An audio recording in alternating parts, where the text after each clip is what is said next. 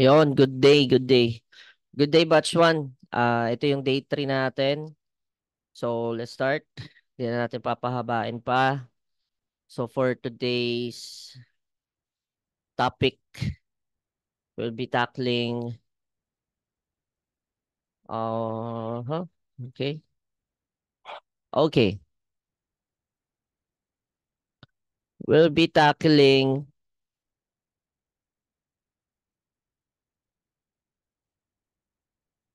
we'll be tackling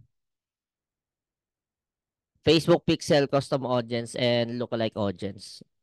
Okay? So, what is the Facebook Pixel ba? Facebook Pixel is a powerful analytic tool provided by Facebook that helps you track visitor activity on your website or even other landing page or funnels. Embedding a small piece of code known as the pixel into your website, you can gather valuable data about your visitors' behavior, which can then be used to optimize your Facebook ads, build targeted audience, and measure the effectiveness of your ad campaign. Ito yung nilalagay natin sa mga website, landing pages, and other third-party app para mas matrack natin yung ah, mga activity ng mga nagpupunta sa websites natin. Kasi sa Facebook ads lang kasi, doon nakikita lang natin yung base sa objectives natin. If messaging, if Facebook engagements, if awareness, yun lang yung nakikita natin. Pero pagka in-embed natin yung pixel, papunta doon sa website or landing page, lalabas doon sa pixel kung ano yung mga ginawa nila. For example, may Shopify account ka, nilagay mo yung pixel doon, makikita mo yung mga nag-add to cart, nag-check out, nag-purchase, ganun. So, data collection. Why is it important for data collection? Katulad ng gaya ko, for a purchase, adding to cart, yan. View your products. Optimization.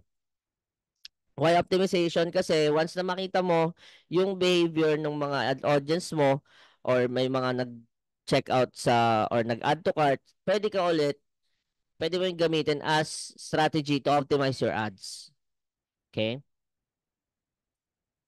Measurement, syempre, pag may pixel ka at may mga purchases ka, makikita mo yung ROI mo and other metrics din.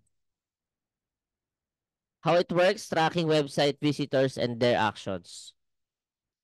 Once a Facebook pixel is installed on your website, it begins tracking the activities of your visitors. Here out how it works. Visitor interaction: when someone visits your website and takes an action like viewing a product or clicking a button, the pixel is triggered and sends information about the action back to Facebook. Yun yun, pagka may nag-open ng website mo or landing page mo, mag-bounce back siya papunta kay Facebook and makikita mo doon sa pixel mo. Yung ano yung mga ginawa ng visitors na yun. Okay? And then data transmission, the pixel records data such as page views, items added to cart, purchase. Ito yung mga data na pumapasok sa Facebook profile para maintindihan natin lalo yung mga nag-i-interact sa website natin. Audience building, of course, pag nakakuha ka ng data, pwede kang gumawa ng custom audience for remarketing purposes or retargeting purposes and other actions pa. And then i explain ko na lang din later yung about sa custom audience and lookalike audience. Benefits, of course, conversion tracking, remarketing, and optimization. Gaya ng sabi ko kanina.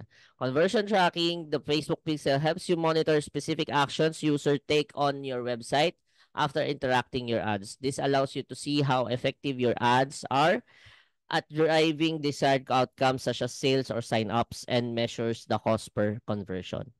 Pag hindi kasi natin hindi naka-connect yung pixel sa website natin, blindsided tayo. Hindi natin makikita yung mga improvements or success ng campaigns natin. Hindi natin makikita kung positive ROI ba tayo or negative kasi mahihirapan kang makita yun at wala kang database pagka wala kang pixel. Yan. Remarketing, magagamit natin siya for remarketing. Halimbawa, may nag-add to cart pero hindi siya nag-check out. So, pwede mong targetin yung set of audience na yun, yung mga nag-add to cart lang through that pixel. Okay? Optimization, of course, collection ng data from our ads, then papunta sa pixel, and then from kung meron ka ng strategies, pwede mo na siyang i-optimize. Okay? Installing the Facebook pixel, step by step. Okay? Step by step guide on how to install the pixel on your website. Of course, login ka muna kay Ads Manager, Business Manager, and then i-try natin ng actual.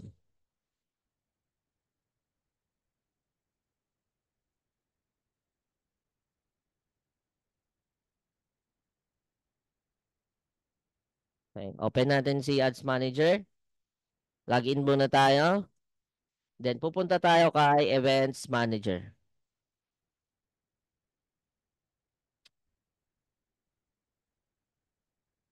So, saan nyo siya makikita? Dito kay All Tools. Punta lang kayo kay All Tools and then this icon. And then Events Manager, click natin yan.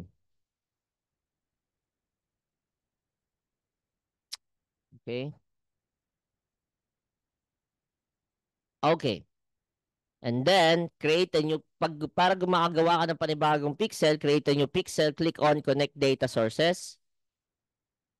Dito siya, Data Sources. Ayan, Data Sources.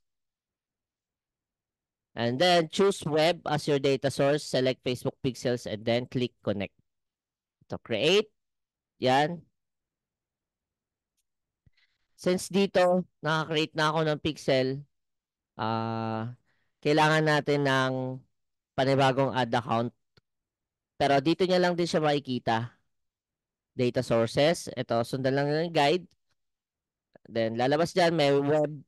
So,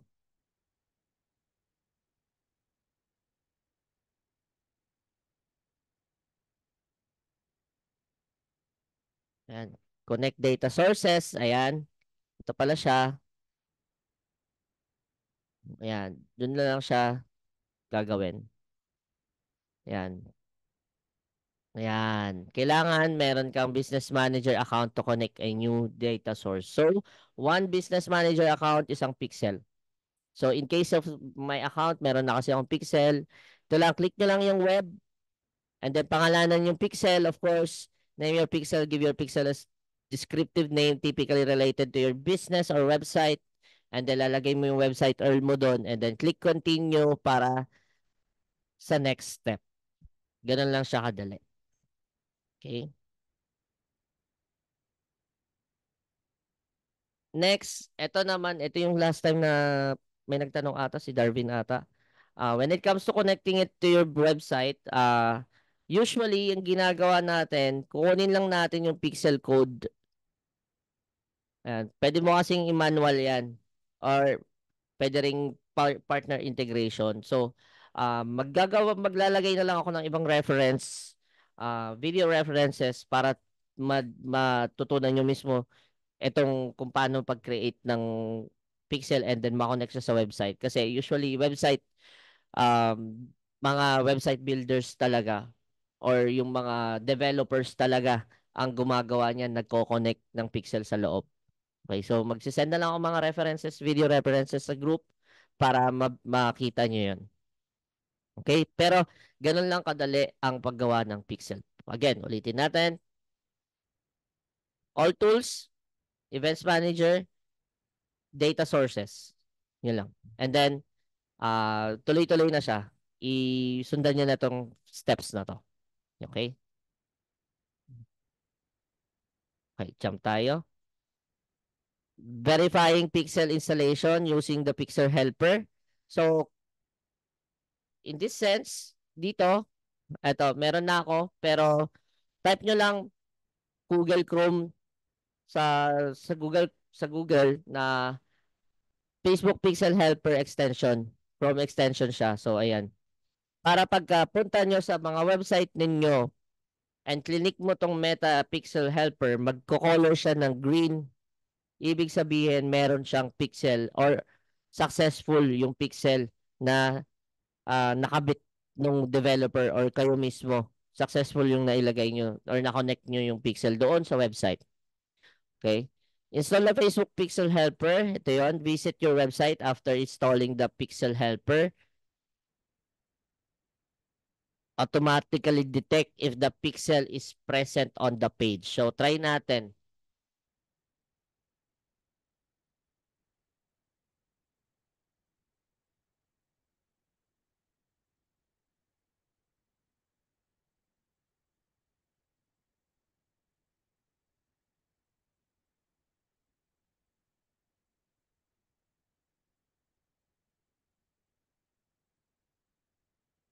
Check natin if may pixel to. So, wala. So, dito siya maglalabas. Dito siya lalabas. Okay? Ayan. Ganun siya kadali.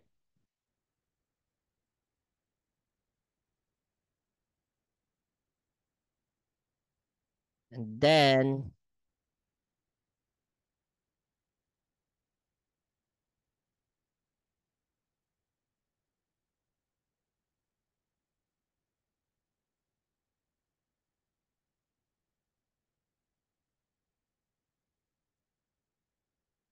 okay. Doon lang, ganun nyo lang siya ma-verify yung pixel. Ayan. Pag troubleshoot naman ng fix issues, i-report nyo lang or revisit nyo lang yung website or sabihin nyo kay website developer na may problema sa pixel and then si developer na bahala doon. Okay? For its in conclusion, installing the Facebook Pixel is straightforward process, napakadali lang.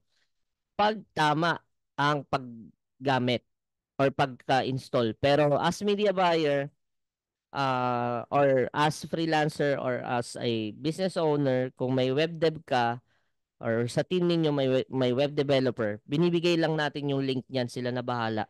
So, ginagawa lang natin yun. Okay? So, for conversion tracking siya, kung gusto nyo makuha yung mga behaviors ng mga audiences nyo, kung merong mga nag-add to cart, nag-purchase, so kailangan pixel. Kung may nag-view, landing page views, yan. Kailangan meron tayong pixel. Data utilization, collecting data for insights and campaign optimization. Behavioral data, yung nga yung sinabi ko. Kung ano yung mga behavior ng mga audiences, doon natin makikita.